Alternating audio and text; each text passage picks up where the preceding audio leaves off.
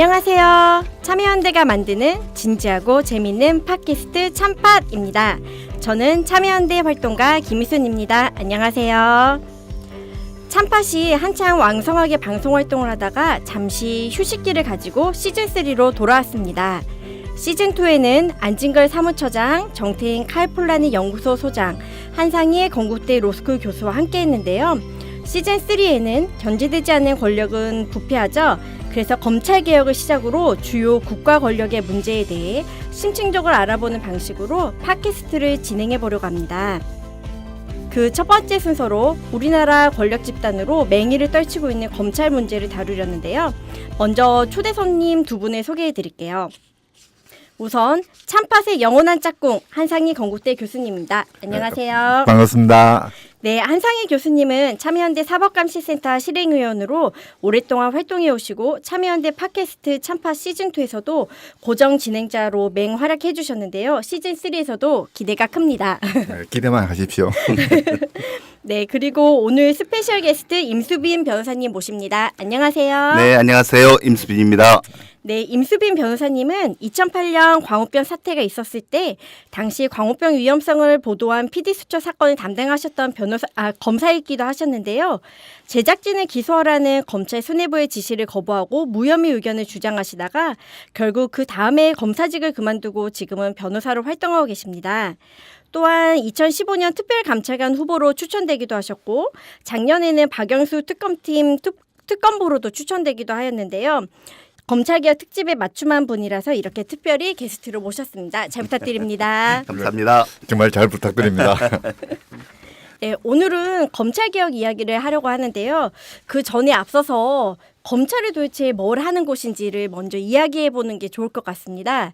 간략하게 소개해 주실 수 있을까요? 네, 여러분들. 검찰이라고 하는 건요. 원래 생긴 이유는 경찰 수사를 지휘, 통제하라고 생긴 겁니다. 그래서 검찰이 하는 첫 번째 기능은 수사 지휘를 하는 겁니다. 경찰이 수사를 해서 사건을 송치를 하면요.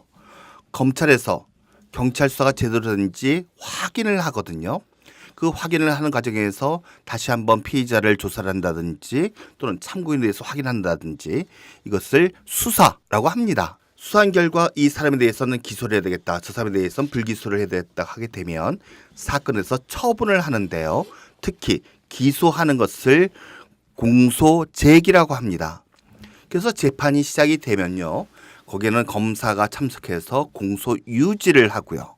공소유지를 하면서 판사로 하여금 올바르게 사안을 판단하고 올바르게 법률을 적용해서 처벌 선고를 할 수 있도록 옆에서 도와줍니다. 판결이 확정되면 확정된 형을 또 검사가 집행을 합니다. 다시 말씀드려서 검찰이라고 하는 것은 형사사법제도에 있어서 가장 핵심적인 위치에 있는 거고요. 또 수사의 주재자라고 할 수가 있는 겁니다. 네, 사실 옛날에는 임금님이나 또는 뭐 원님 재판같이 이제 권력을 가진 사람이 자기 마음대로 형사사법권을 행사를 했었거든요. 마음에 안 들면 잡아넣는다든지 처벌한다든지 이제 그런 그 자의적인 권력 행사에 대해서 이제 근대화가 되면서 근대사회로 넘어오면서 법의 이름으로 이 그 임금의 또는 그 원님들의 어떤 그 형사사법 권력을 통제하기 시작합니다. 이 과정에서 이제 법원이 분리가 되고요. 더 나아가서 행정권 또는 임금님이 행사하던 그런 형사사법권 자체도 뭔가 법의 이름으로 통제하기 위해서 이제 검찰이라는 이런 조직이 들어와서 이제 그 어떤 형사 문제에 대한 수사라든지 또는 임금의 결정에 대해서 다시 이제 법의 영역에서 한번 검토를 해보고 이게 제대로 됐는지 안 됐는지 또는 경우에 따라서는 진실을 그대로 제대로 발견했는지 안 했는지 한번 짚어보고 이 과정에서 이제 그 국민들의 인권이라든지 또는 뭐 법적인 권리들을 보호하겠다 하는 게 이제 검찰 제도가 등장하는 기본적인 틀이거든요. 그러니까 그 이제 임금이 전단적으로 자의적으로 행사했던 권력을 법의 영역으로 수용하면서 이제 사법 구조를 갖추게 되고요. 이 사법 구조에서 이제 일종의 원고 역할을 하는. 그래서 저 사람은 짚어보니까 어떤 법을 위반해서 나쁜 사람이니까 어떤 처벌을 받아야 되겠다라고 이야기해주는 그런 그 역할을 담당했던 게 이제 검찰의 기능이라고 볼 수 있는 거죠. 네, 두 분 말씀 너무 잘 들었는데요. 요즘 드라마나 영화를 보면 이 검찰이나 검사를 소재로 한 것들이 굉장히 많은데 거기서 저희가 본 것들하고는 조금 다른 것 같아요. 그리고 검찰 사이트에도 제가 이렇게 들어가서 검찰 소개하는 걸 보니까 검찰 바로 알기로 되어 있더라고요. 검찰도 뭔가 캥기는 뭔가 있는 걸까요? 바로 알기. 저희가 시민들이 알고 있는 거랑 조금 다른 것 같은데 그 이유가 뭘까요? 우리 국민들이 어떻게 보면 검찰에 대해서 오해하고 있는 점도 분명히 있죠. 그러니까 뭐 어떻게 보면은 이제 이런 이야기가 있지 않습니까? 무소불위의 검찰 권력이다. 근데 사실 무소불위는 아니거든요. 그 자체 통제되고 내부적인 조직적인 통제도 있고 법적인 통제도 있고 뭐 그러니까 이제 검찰의 입장에서는 우리는 법대로 한다라고 이야기하고 싶은 그런 부분이 분명히 있긴 할 겁니다. 그래서 이제 검찰 바로 알기라는 말이 나오는데요. 사실 그 바로 알기라는 말이 나오는 것 자체가 우리 검찰 구조가 뭔가 문제가 있다는 증표일 것 같습니다. 저는 영화 얘기를 좀 해드리고 싶어요. 요즘 뭐 드라마나 영화에서 검사들이 많이 나오는데요. 거기 보면은 검사들이 앞장서서 수사를 직접 해가지고 저 잘못된 사람들을 막 잡아놓고 이게 검사가 하는 본연의 임무라고 그걸 생각하시면 안 됩니다. 사실은 그게 아니고요. 우리 저 한 교수 말씀하셨듯이 옛날에 왕이 경찰을 데리고 치안 유지를 했었거든요. 근데 그 경찰만 갖고는 안 되겠다 싶어서 검찰이 생긴 거예요. 뭐냐면 경찰에 대해서 사법적 통제를 하는 그런 사람들이 필요하다는 거죠. 법원은 나중 가는 문제고 따라서 검사의 첫 번째 기능은 경찰 수사에 대한 지휘 통제입니다. 그래서 검사가 공익의 대표자고 인권 옹호기관이라는 말을 듣는 거예요. 그러면서 이제 아까 말씀드렸다시피 경찰서 송치된 사건에서 수사를 하게 되는데 그러다 보니까 이 수사를 자기네들이 직접 하는 쪽으로 발전을 해버렸어요. 그러니까 이것을 검찰의 임지수사권이라고 하는데 특별수사부에서 주로 하는 역할이죠. 이 역할은요. 주가 아니라 종이어야 돼요. 그게 검찰 역할의 핵심이 되면 안 되는 겁니다. 그런데 이상하게 요즘 검사님들이 그 역할이 더 중요한 것처럼 착각에 빠져 계시고 또 자꾸 국민들이나 또 뭐 매스컴에서도 그걸 더 중시해버리는 바람에 검찰 역할이 이게 주종이 바뀌어버렸어요. 그리고 사실은 좀 이따 말씀드리겠지만 검찰 문제의 핵심도 거기에 있다고 저는 봅니다. 저희 어릴 때는 검사가 총을 차고 다닌다는 그런 이야기도 있었거든요. 진짜인가요? 진짜인가요? 아니면 루머인가요? 네, 아니요. 해방 이후에는 네. 그런 시기가 있었어요. 예, 어제도 검사, 뭐 공안 아주 유명한 공안 검사는 사실 총을 가지고 있기도 했다고 그러거든요. 그거 말고요. 네. 검사들한테 일반적으로 총기 소지가 허용된 적이 있었습니다. 네. 그런데 그게 이승만 정권 때 경찰을 중시하면서 검사들한테 다 무기를 회수를 해요. 그래서 다 무기를 뺏기는 거고요. 저는 검사는 총을 갖고 있을 필요가 없다고 생각합니다. 검사는 경찰을 지휘하는 사람이고 경찰이 무관이고 검사는 문관인 거예요. 그래서 문관으로서 무관을 지휘 통찰하면 되는 것이지 검사가 직접 총 차고 칼 들고 설치는 것은 잘못됐다고 생각합니다. 그 이제 옛날 제왕들이 국민들을 억압하는 가장 큰 무기가 형사사법권이었거든요. 이제 국민들을 잡아놓고 그 처벌하고 경우 따서는 목까지 베어버렸잖아요. 이런 것들을 통제하는 그런 장치로서 검찰이라는 기구가 만들어진 것이거든요.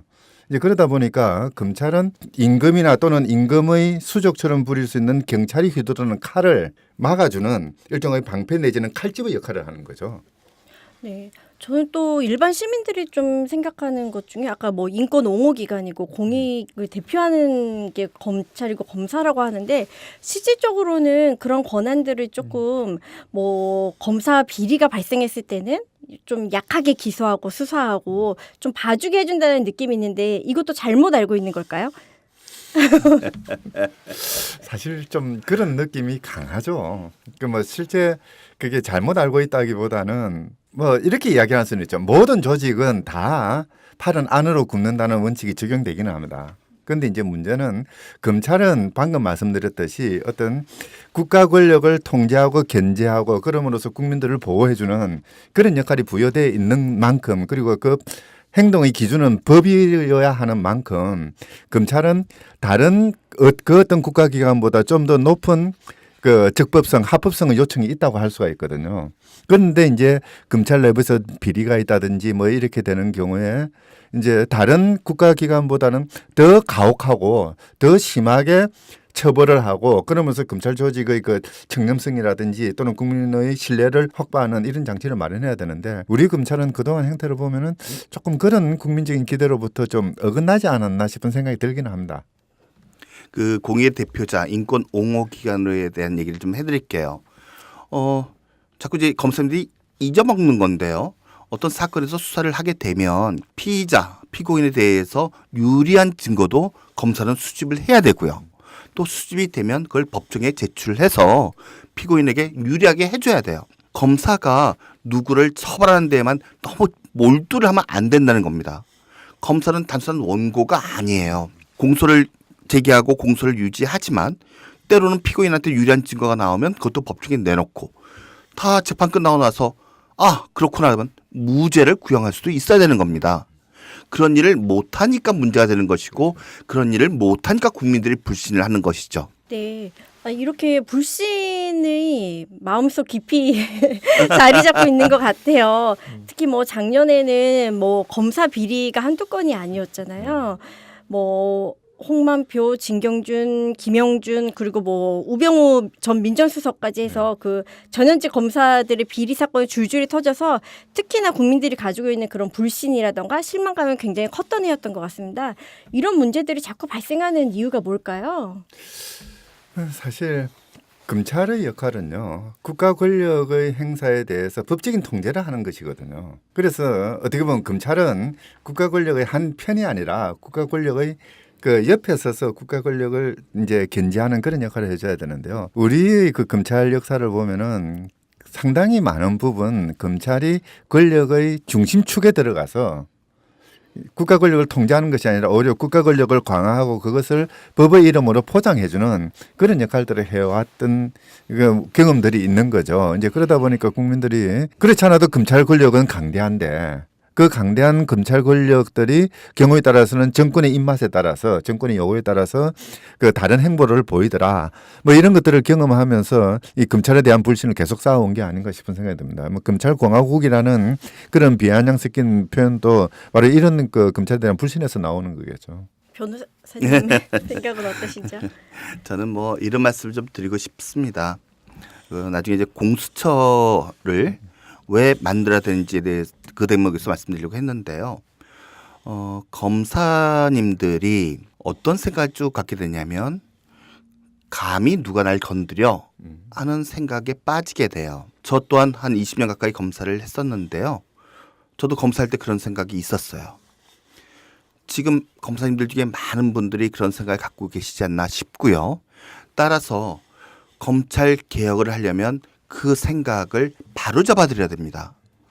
검사님들이 그 지위를 누리고 있는 것은 국민들을 위해서이지 검사님들 그렇게 거만하시라고 그런 권력을 드린 건 아니거든요.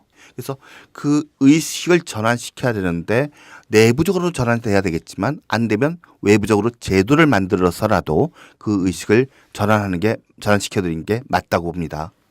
어떻게 보면 그동안 우리나라 그 법률가 양성 시스템 자체의 문제도 거기에 작용하는 것 같아요. 사실 저만 해도요. 대학에 들어가 가지고 법학 교육을 하는데 첫 시간에 들었던 이야기가 뭐냐면은 법은 만능이다. 봐라. 가수 김희준도 법대 출신이고 김상희도 법대 출신이다. 뭐 이런 그 가수 모르세요? 그 하숙생 부르는 전화합니다. 제가 이거 너무 올드한 이야기를 했네요. 하여튼 그런 이야기를 하면서 정말 교육과정 자체가 엘리트 의식을 불러일으키거든요. 그리고 이제 법이라는 게 사회 모든 부분을 다 관리하는 그런 규범이 되다 보니까 사실 그 말이 특별히 틀린 것도 아니죠. 이러다 보니까 우리 그 법조인들 특히 이제 그 사법시험이라는 세계에서 가장 어려운 시험을 거치고 그 사법연수원 과정을 거치고 한 법조인들의 머릿속에는 나는 내가 안 해서 그렇지 하면 모든 걸 다 할 수 있다. 그런 생각도 가지고 있고요. 더 나아가서 이제 나는 다른 사람들보다는 좀 더 많이 노력을 했고 그래서 검증받은 사람이다. 그렇기 때문에 다른 사람한테 봉사해야 된다는 생각도 하겠지만은 더불어서 다른 사람으로부터 도전받지 않아야 된다는 그런 생각도 하게 되는 것 같습니다. 이제 그런 생각들이 이 법조인들, 특히 이제 법조인들 중에서도 이제 엘리트에 해당되는 판사, 검사 뭐 이런 쪽에 집중이 되고요. 그 과정에서 이제 어떤 뭐 알게 모르게 심리적인 권력 의지 같은 것들이 작동하지 않나 뭐 이런 생각을 할 수도 있는 거죠. 네, 저도 언뜻 생각난 게 작년에 정관비리 문제가 많이 터졌을 때 주변에 도대체 왜 이렇게 비리가 많이 발생하는지 모르겠다 이렇게 물어봤더니 약간 검찰 출신 검사로 재직 중일 때 엄청나게 그 열심히 일을 해서 변호사를 개업했을 때 그에 상응하는 대가를 좀 나는 받을 만하다 약간 그런 의식이 조금 잠재되어 있다라고도 하더라고요. 이제 뭐 그런 부분도 있죠. 우리나라에서 많이 연구는 되지 않았는데요. 이제 어떻게 보면은 검사로 태어난다, 판사로 태어난다는 말이 틀리지 않을 정도로 이 그 판검사의 양성 과정에서 또는 법조인의 양성 과정에서 조금 그 뭐라고 그러나 사회와는 조금 다른 그런 특수 집단 정체성이 형성되는 그런 경우도 목도할 수가 있는 거죠. 네. 혹시 변호사님은 혹시 개업해 보시니까 어떻던가요? 기업하고 나니까 많은 걸 보게 됩니다. 사실 제가 검사할 때는 뭐 몰랐던 모습들 또 저 스스로 먼저 반성도 하게 되고요. 또 제가 잘못했던 부분도 스스로 이제 고쳐야 되겠다는 생각도 많이 드는데요. 변호사를 하면서 느끼는 거는 검사님들 고치셔야 돼요. 지금 이 들어가면 안 되거든요. 그런데 제가 요즘도 만나 보면 검사님들이 그걸 모르시더라고요. 이 사회에서 사실 지금 검사들은 왕따를 당하고 있거든요. 검사들만 그걸 모르는 것 같아요. 그래서 전 자꾸 얘기를 합니다. 당신들이 눈을 뜨고 귀를 열어야지. 안 그러면 이 사회에서 진짜 어떻게 될지 모른다. 검찰 개혁도 제가 얘기를 합니다. 지금도 늦는데 이때라도 개혁 안 하게 되면 검찰 당신들한테 불행해질 것이다 하는 얘기를 합니다. 근데 뭐 그런 정도로 얘기하죠 뭐. 네. 사실 이런 면이 있죠. 조금 전에도 말씀드렸습니다마는 옛날에 DJ가 그 말을 했습니다. 검찰이 바로 서야 나라가 바로 선다. 근데 사실 나라를 바로 세우는 거는 정치여야 되거든요. 이제 검찰도 권력이고 정치도 권력인데 이 두 가지가 이제 결합하면서 검찰은 검찰대로 권력이 더 높아지고 정치는 또 정치대로 권력이 아주 강해지는 이런 그 악순환을 야기하는데요. 실제 검찰이 또는 뭐 법관도 마찬가지고요. 독립된 사법기관이기 때문에 자기 나름의 자부심을 가지고 자기 정체성을 가지는 거는 이거는 어떻게 보면 요청되는 국면이기도 합니다. 그래야 외부의 압력에서 굴하지 않으니까요. 그런데 이제 문제는 뭐냐면은 그런 자기 정체성을 일종의 권력 의지로 바꾸어 가지고 뭔가 국민이 군림하게 만드는 거는 정치 권력이라는 거죠. 이 정치가 검찰을 제대로 견제하거나 통제하지 않으면은 검찰은 경우에 따라서는 이 정치 권력을 등에 업고 더욱더 강력한 권력으로 바뀌면서 국민과 동떨어지고 자기들만의 세계를 만들어내고 그 속에 안주하면서 국민들을 그 압박하는 이런 형태로 바뀌게 되는 거죠. 네, 지금 선생님 말씀하신 거 들어보니까 그 청와대로 검사들이 파견됐던 게 생각이 나네요. 다행히 작년 말쯤에 이제 국회에서 청와대로 검사를 파견하는 거를 앞뒤로 1, 2년씩 이렇게 금지하는 법안이 통과돼서 다행이긴 하지만 그 전까지만 해도 검사들이 청와대로 파견되고 또 당용 검사들이 또 검찰 내에서 영전을 한다 이런 얘기가 있어 왔는데요. 네. 청와대 가면 좋은가요? 지금 검사들이 외부 기관에 한 50명 정도가 파견을 나가고 있습니다. 파견 나가는 명목은 다 일리가 있어요. 그런데 이제 그렇게 했을 때 그래도 파견 나갈 때 좋은 기관으로 손을 꼽으라면 역시 청와대, 국정원 뭐 이런 식으로 쭉 해요. 국회 해가지고요. 그다음에 뭐 여러 기관이 있지만 거길 이제 다녀오면 이제 또 그게 출세를 할 수 있는 또 스펙 중에 하나가 되고 뭐 이런 건데요. 문제는 이제 청와대에 파견 나갔다, 국정에 파견 나갔다 그 자체가 아니라 가서 어떤 일을 했냐가 중요하겠지요. 그죠? 그렇죠. 청와대에 가서 검사로서 갖고 있던 올바른 법률 관을 갖고 도와드리는 일을 역할을 충실히 한다면 검사가 청와대 나가는 것이 잘못된 건 아닐 겁니다. 그게 아니라 많은 국민들이 걱정하시는 것처럼 청와대의 어떤 의사를 검찰에 전달해 주는 뭐 이런 식의 역할을 한다면 그거는 파견 나간 원래 그 명분하고는 좀 다른 거니까 그런 게 문제가 되겠죠. 사실 그 검찰의 그 파견이라는 게 우리나라 이 잘못된 법률 서비스 구조에서부터 윤류하는 것이거든요. 옛날에는 법조인 그러면은 딱 판사, 검사, 변호사 세 분이었죠. 변호사는 오로지 이제 법원에 가서 이제 송무만 하는 그런 걸로 한정을 하다 보니까 예를 들어서 기업 내 사내 변호사라든지 또는 정부 변호사라든지 이런 개념이 없었던 시절이죠. 그런 이제 상황에서 정부 각 부처에서는 법에 대한 어떤 수요가 있게 되고요.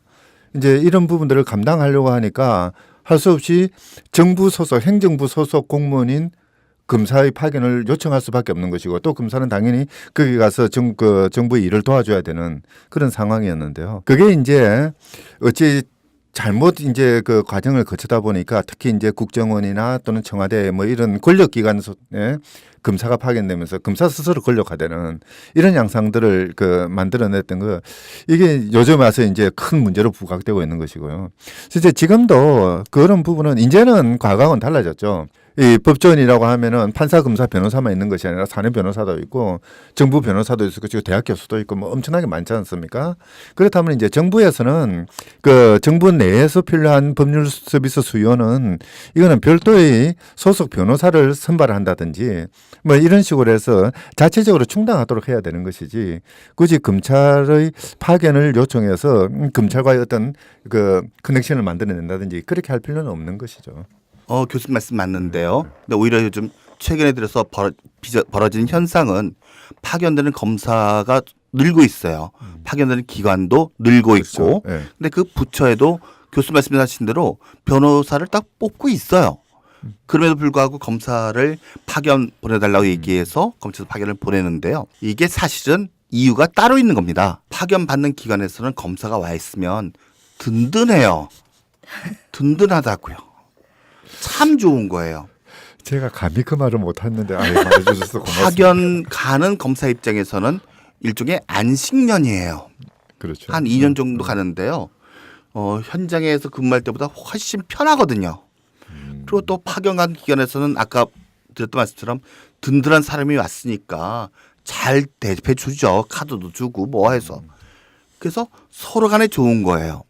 근데 그리고 검찰 전체 인사 입장에서는요.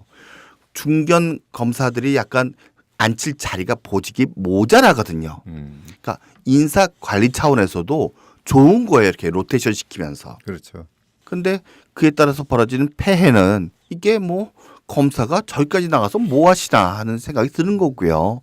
그러니까 검사를 통해서 무슨 얘기를 그렇게 주고받으시게 되나 기간 사이에 검찰과 어느 기간 사이에 이런 게 되는 거고요.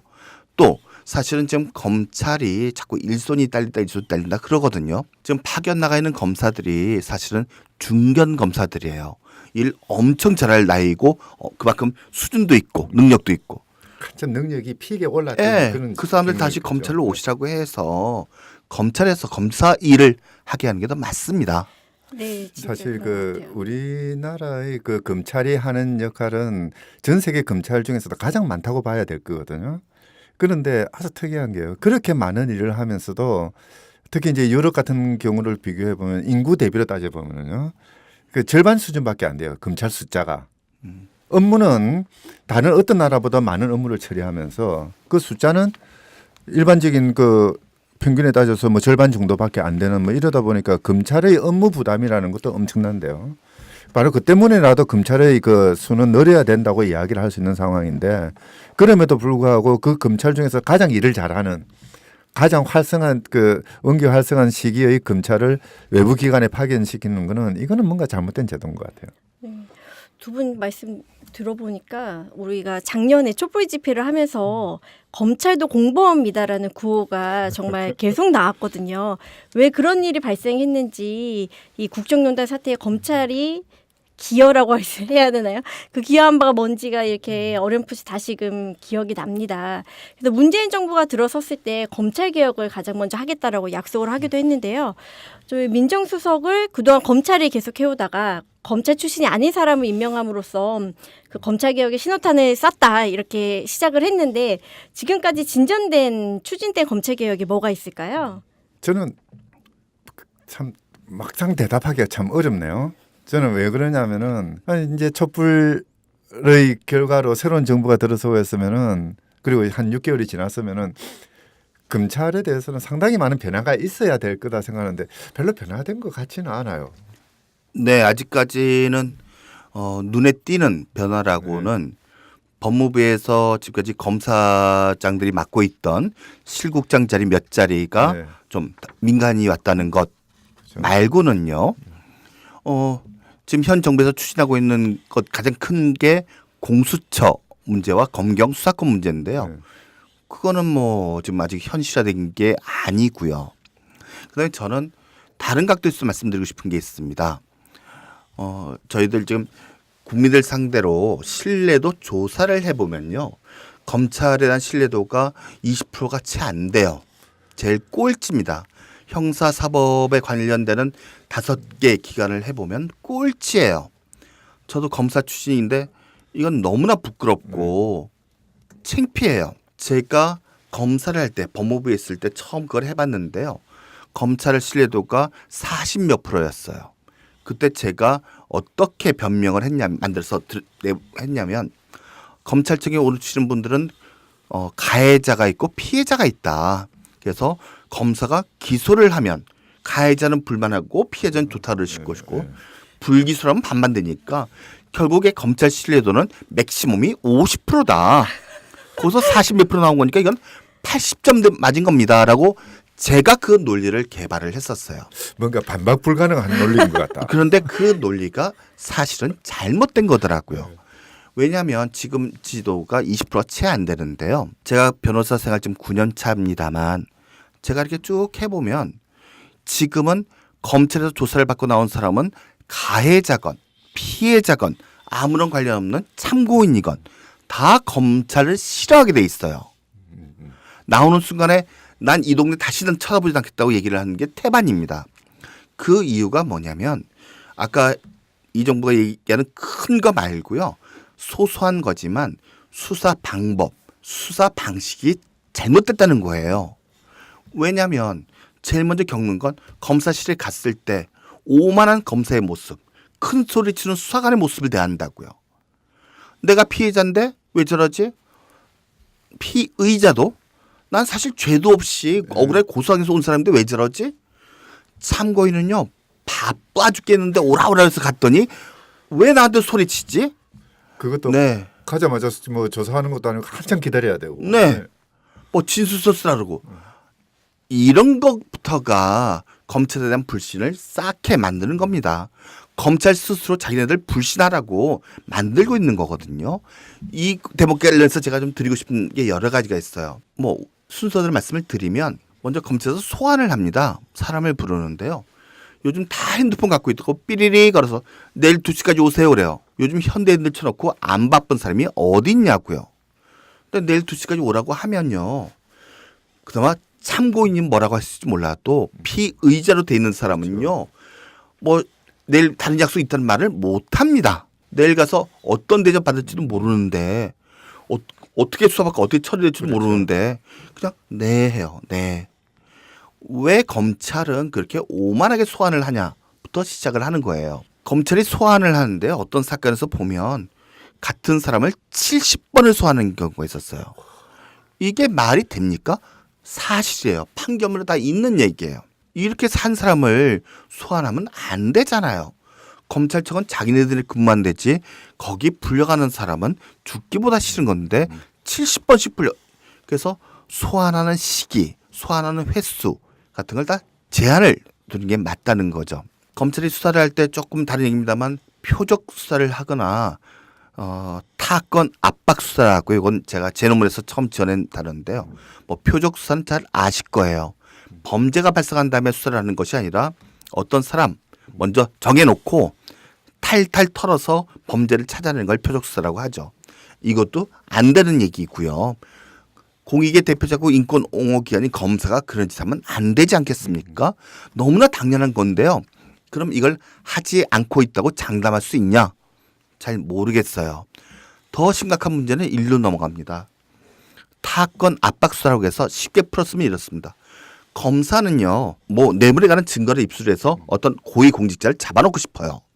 근데 이 증거가 없으니까 뇌물을 준 걸로 보이는 기업인의 세사를 압수수색을 해서 탈탈 텁니다. 근데 지금 저희 나라 기업이요, 작은 기업 같으면 회계 처리가 엉망이거든요. 그렇죠. 네. 또 1인 회사 같으면 무늬만 주식회사지 다 자기 네. 건데 뭐 돈을 쌈지돈처럼 왼쪽 오른쪽 흐르니 왔다 갔다 하는 거거든요. 아무런 피해자도 없어요. 그런 회사를 검찰에 가서 압수수색 딱 하고 나면 법인과 자연인은 별개다. 별개 인격체라는 전제 하에서 뭐 회사 공금을 몇십억을 횡령했니 이렇게 몰고 나가요. 사실 몇십억 횡령한 걸로 사실 그게 아니거든요. 근데 그렇게 딱 몰고 난 다음에 이걸 빌미로 해서 이걸 무기로 해서 고위공직자지 너 뇌물 줬지라고 협박합니다. 강압적으로 해요. 또는 회유를 해요. 야 불면 이거 봐줄게. 안 불어? 이거 뒤집어 씌운다? 이게 다른 사건으로 압박을 가는 수사인데요. 이 수사가 모르겠어요. 검찰에서는 과학수사라고 하는지 모르겠지만 아주 너무 많이 애용을 하고 있어요. 이 과정에서 또 어떤 게 결합이 되냐면 이른바 피의자 면담이라고 하는 게 있습니다. 헌법상 피의자는 조사를 받을 때 변호인의 조력권을 받을 수가 있어서 변호인이 옆에 참여할 수가 있어요. 그런데 검사님이 뭐라고 하냐면 조사는 이제 끝났으니까 변호사님 나가시고요. 왜요? 이제 피의자 면담입니다. 면담. 면담은 조서도 안 만들고 조사를 안 하기 때문에 변호사가 있을 수가 없어요. 내보내고 검사가 피의자랑 단둘이 있을 때 합니다. 이거 뒤집어 씌울 테니까 씌워도 괜찮아? 강압적으로. 야 불면 이거 빼줄게. 회유하고. 이걸 변호사가 없는 피의자 면담 과정에서 해요.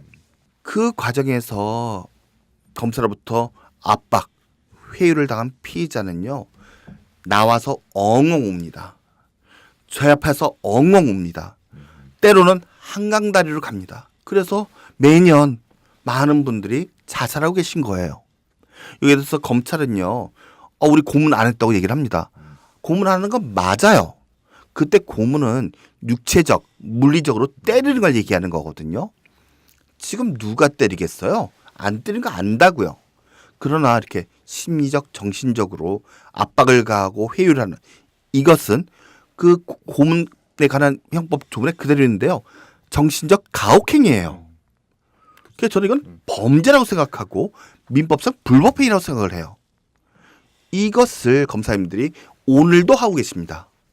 그렇게 되면 조사받고 나와서 뭘 불건 안 불건 검사 다시 보고 싶겠어요? 그 기업인의 가족, 사돈의 팔촌, 그 회사 사람들 검찰 다시는 안 보려고 하는 겁니다. 그래서 그 불신이 쌓이는 거거든요. 그래서 제가 드리고 싶은 말씀은 뭐냐면 이런 것부터 고쳐야 된다. 잘못된 수사 방법, 수사 방식을 고치는 것이 적폐청산 중에 하나다. 그렇죠. 네. 사실 그런 부분들이 바로 국민들 그 피부로 느낄 수 있는 개혁 과제들이거든요. 뭐 어떻게 보면은 뭐 큰 제도적인 틀에서 뭐 그 총장을 어떻게 뽑고 이런 거는 또 그거는 그 문제고 실제 국민들이 정말 답답해하는 부분은 그러니까 검찰청에 가서 내 편한 시간에 가서 내가 하고 싶은 말 하고 뭐 경우에 따라서는 내가 잘못된 거 있으면 처벌을 받고 그런데 잘못된 게 없으면은 뭐 검사님을 그 처분을 통해서 내가 무죄라고 또는 잘못한 거 없다라는 그런 공식적인 확인도 받고 이러고 싶은 거 아니에요. 네, 그런 그 부분들 그게 이제 국민들이 검찰에 기대하는 건데 이 부분이 제대로 지금 충족이 되지 않고 있는 게 문제인 것 같아요. 예, 그렇습니다. 사실 이제 이런 논의들은 지금 뭐 압박 수사 같은 뭐 그런 거는 이제 좀 다른 경우는 하지만 상당히 많은 부분들이 벌써 10년, 20년 전에 경찰을 대해서 했던 이야기들이에요. 경찰도 그랬거든요. 이 형사들이 수사하면서 뭐 오라 가라 하고 압박하고 그냥 겁주고 뭐 찾아가면은 뭐 인상도 이상하게 쓰고 뭐 그런 부분에 대해서 수없이 많은 사람들이 이의를 제기하고 해가지고 지금 적어도 형식적으로는 경찰에 대해서 그런 불만들이 그렇게 강하게 나오지는 않아요. 근데 그런 잘못된 모습을 지금 검찰이 하고 있으니까 정말 답답한 지경이죠. 아, 네. 정말 검찰 바로 알기 시간이 인 것 같은데요. 근데 이런 문제가 뭐 10년, 20년 됐다면 검찰들의 자정 노력은 없었는지 그런 게 좀 궁금한데요. 아무래도 그거는 우리 임 변호사님 말씀해 주셔야 돼요. 그런 부분은 이제 검찰에서 몇 번 사건이 있었으니까요. 또 사실은 잘 아시지만 서울중앙지검에서 피의자가 죽는 아주 검찰 역사상 가장 부끄러운 사건이 있었죠. 그 후에 법무부에서는 인권보호수사준칙이라는 걸 만들어서 네, 인권 옹호 기관으로서 수사를 할 때 인권을 잘 많이 보장을 해줘라 하는 그런 따뜻함이 있는데요.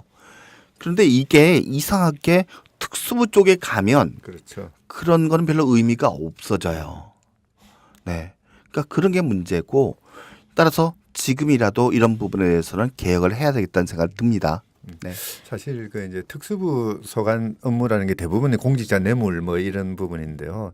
이 뇌물죄의 성격상 뭔가 그 피의자나 또는 혐의 가는 사람들을 압박해야 될 필요는 분명히 있을 겁니다. 그러다 보니까 이제 검찰로서는 그런 수사 기법을 뭐 쓰지 않을 수 없는 상황이기도 하죠. 어떻게 보면은 다만 문제는 뭐냐면은 그 과정에서 이렇게 검찰이 스스로 인권 침해의 가능성은 없는지 또는 뭐 경우에 따라서는 그 이제 너무 폭넓게 이 압박 수사를 함으로써 뭔가 이게 몰아가는 경향은 없는 건지 스스로 통제를 해야 되는데 사실 그 우리 검찰의 내부 조직적인 측면에서 본다면은 어떻게 보면 지나친 성과주의가 작용하는 것 같아요.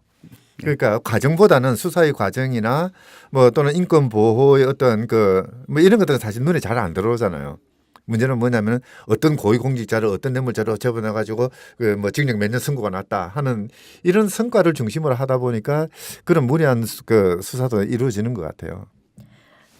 네, 그 자꾸 검사들이 성과에 대한 욕심을 내는 게 문제겠죠. 근데 저는 수사는 잘하는 것보다 바로 하는 게 중요하다고 봅니다. 검사님들이 왜 검사든지 자꾸 생각을 하셔야 돼요. 뭐 성과를 올리는 사람이 되려면 그건 경찰을 하시는 게 맞다고요. 검사를 하실 때에는 성과보다 더 중요한 건 인권의 옹호자예요. 공익의 대표자야 되고요. 그러니까 자꾸 이제 제가 강조하고 싶은 것은 검사님들이 칼을 잡는 순간은 아주 예외적인 거고요. 기본적으로는 경찰들이 칼 휘두르는 것을 잘 보고 통제 지휘하는 게 검사의 기본적 임무라는 겁니다. 그렇지만 예외적으로 어쩔 수 없이 한다 하더라도 자기들도 경찰 마음대로 하면 안 되는 거죠. 인권을 지키고 공익을 대표하는 그 검사로서 절제하에 해야죠. 뇌물 사건이 어렵겠죠. 그러면 못하면 할 수 없는 거예요. 저는 뇌물 사건 하나 하려고 한다고 하면서 그렇게 불법적인 수사 방법을 동원하는 것은 잘못됐다고 생각을 합니다. 네, 두 분 말씀 너무 재밌게 잘 들었는데요. 저희 지금까지는 검찰 이 말이 재미있으면 안 되죠.